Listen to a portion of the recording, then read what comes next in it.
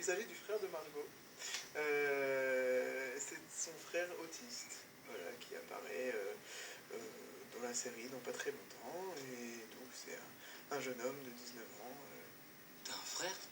Ouais. Pourquoi tu ne l'as jamais dit?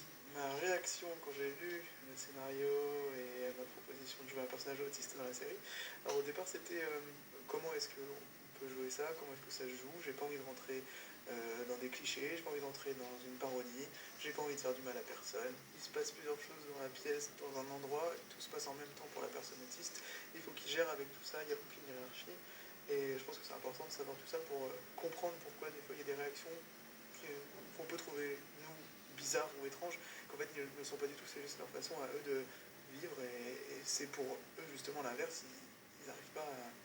Enfin, ils trouvent que c'est nous qui n'avons pas la même façon de communiquer. Tu peux lui dire bonjour, il va pas te mordre. Tu dis bonjour Arthur?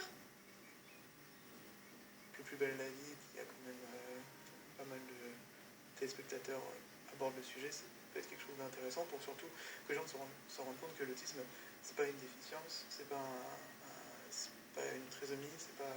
Voilà, c'est juste une autre façon de voir les choses, je pense.